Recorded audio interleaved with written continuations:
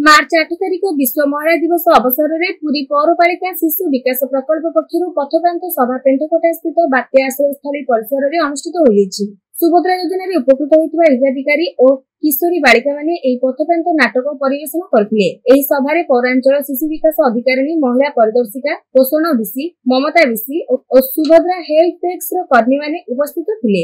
अतिथि माने कहिथिले राज्य सरकारक सुभद्रा योजना रे महिला और किशोरी माने उन्नति करबा सह ओडिशा समृद्धिर मंग धरिछंती।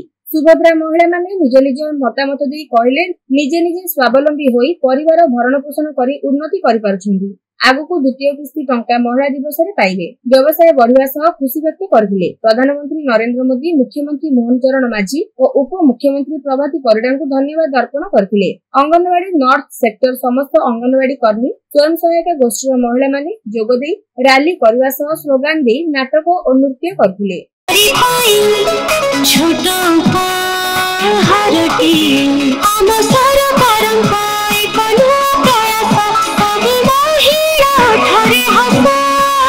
नारी समृद्धि सत्य नारी उन्नत करी झंती से आलोचना महिला सत्य समान सुभद्रा योजना आर्थिक सशक्तिकरण सुभद्रा योजना उन्नत वृत्ति प्रोत्साहन सुभद्रा योजना शिक्षा सुरक्षा प्रदान सुभद्रा योजना।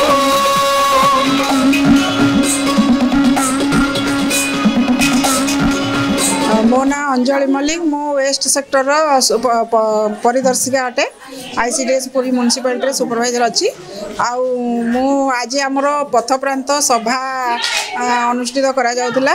एठी आमर सुभद्रा योजनार माँ माने आसिथिले अन्य बेनिफिशियरी मध्ये आसिथिले। आमर काउंसिलर भाई और भौणी जने आसिथिले। एठी आमे पथप्रांत सभा रे आमर सुभद्रा योजना रे कौन कौन माँ माने करिसंती तांकर 5,000 टंका पाइकी आउ से माने तांकर आगु को भी कौन करिवे से विषय रे भी आलोचना हैला। से माने केमती सशक्ति हेकरी निज गोड़े निजे ठिया हेबे से विषय रे भी आलोचना करा जायथिला।